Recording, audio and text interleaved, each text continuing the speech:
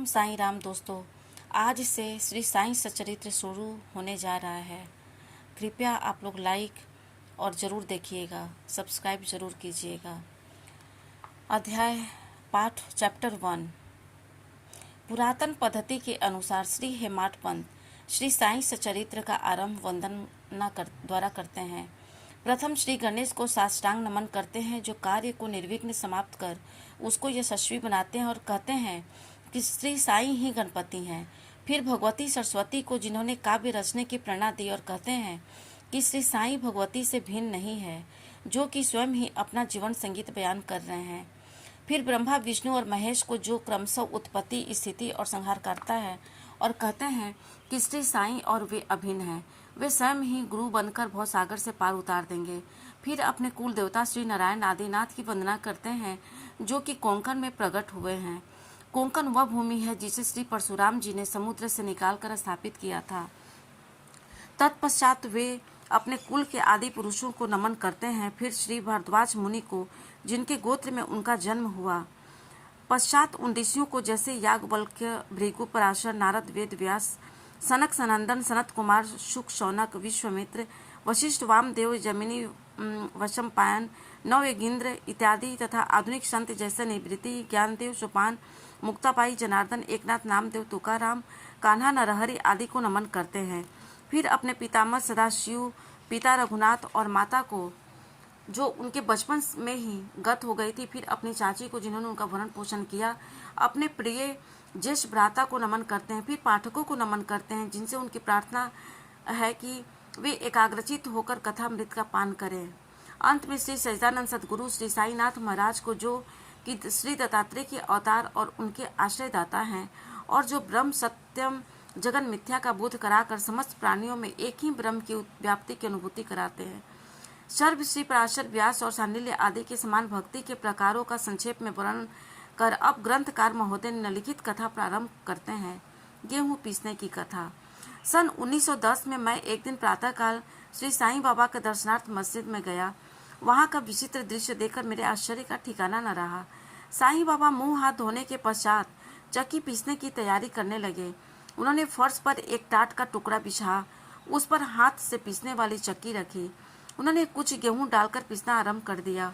मैं सोचने लगा कि बाबा की चक्की पीसने से क्या लाभ है। उनके पास तो कोई और है भी नहीं, और वे अपना निर्वाह भी भिक्षावृत्ति द्वारा ही करते हैं। इस घटना के समय वहां उपस्थित अन्य व्यक्तियों की भी ऐसी ही धारणा थी, परंतु उनसे पूछने का साहस किसे था। बाबा की चक्की पीसने का समाचार शीघ्र ही सारे गांव में फैल गया, और उनके विचित्र लीला देखने हेतु तत्काल ही नर नारियों की भीड़ मस्जिद की ओर दौड़ पड़ी। उनमें से 4 निडर स्त्रियां भीड़ को चिरती हुई ऊपर आई, और बाबा को बलपूर्वक वहां से हटाकर उनके हाथ से चक्की का खूंटा छीनकर उनकी लीलाओं का गायन करते हुए उन्होंने गेहूं पीसना प्रारंभ कर दिया। पहले तो बाबा क्रोधित हुए, परंतु फिर उनका भक्तिभाव देख वे शांत होकर मुस्कुराने लगे। पीसते पीसते उन स्त्रियों के मन में ऐसा विचार आया कि बाबा के न तो घर द्वार हैं और न इनके कोई बाल बच्चे हैं, तथा न कोई देखरेख करने वाला है। वे स्वयं भिक्षावृत्ति द्वारा ही अपना निर्वाह करते हैं, तो उन्हें भोजनादि के लिए आटे की क्या आवश्यकता है। बाबा तो परम दयालु हैं, हो सकता है कि यह आटा वे हम सब लोगों में ही वितरण कर दें। इन्हीं विचारों में मग्न रहकर गीत गाते गाते उन्होंने सारा आटा पीस डाला। तब उन्होंने चक्की को हटाकर आटे को 4 समान भागों में विभक्त कर लिया। अपना अपना भाग लेकर वहां से जाने को उद्यत हुई, तभी अभी तक शांत मुद्रा में निमग्न बाबा तत्क्षण ही क्रोधित हो उठे और उन्हें अपशब्द कहने लगे। स्त्रियों, क्या तुम पागल हो गई हो? तुम किसके बाप का माल हड़प कर ले जा रही हो? क्या कोई कर्जदार का माल है जो इतनी आसानी से उठाकर लिए जा रही हो? अच्छा, अब एक काम करो कि इस आटे को ले जाकर गांव की मेड़ में पर बिखेराओ। मैंने सिरडी वासियों से प्रार्थना की कि जो कुछ बाबा ने अभी किया उसका यथार्थ में क्या तात्पर्य है।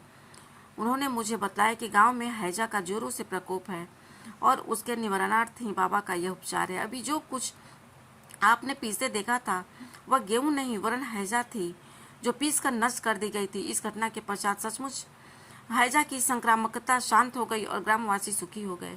यह जानकर मेरी प्रसन्नता का परवार न रहा।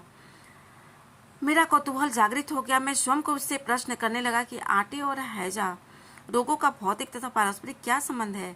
इसका सूत्र कैसे ज्ञात हो? घटना बुद्धिगम्य सी प्रतीत नहीं होती।